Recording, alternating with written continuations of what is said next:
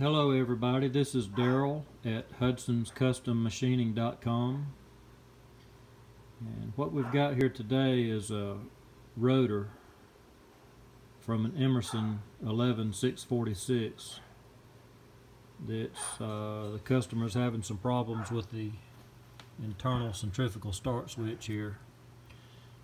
The switch is not opening and closing like it should. You can see it's sticky here. It's not springing open and closed like it should. It's mainly just dirty. We've got some broken insulation back behind down in here that all this needs to come apart, and I'll clean all of this, make a new insulator here, and this piece will be cleaned up as well, and we're going to get everything back together and get it going again. I see we also need a new leather rotor seal that seats against this surface right here. This surface right here.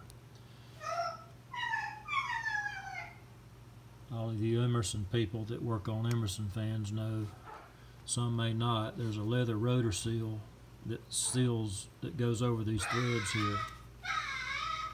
Goes over these threads and seats against this land right here, this little flat smooth surface. That leather rotor seal seats down on that, and then when the blade screws on to here, the face of the blade hub seats against this leather seal down here, and that's what keeps this fan from slinging oil. This is actually the oil galley down inside of here, and I probably can't get enough light down there. Maybe you can see you've got a bearing surface here. From the face it goes back inward about a ½ inch, I think you can see, and then again in the back section back there, there's another bearing surface back there, but in the center you see how that's cut out. There's a groove in the center section there. That's actually the oil galley where the oil gathers, and as this rotor spins on the hollow shaft inside these Emerson fans, there's a couple of places in that hollow shaft where the oil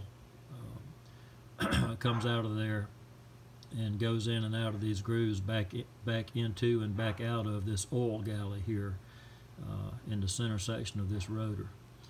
So we'll get this all cleaned up, and maybe after I get it all disassembled and cleaned up, we'll do another video. Just look for whatever the title of this video is, look for a part 2 for when I get this all back together again. So this will be part 1, and look for a part 2 coming shortly. Alright, that's all for now.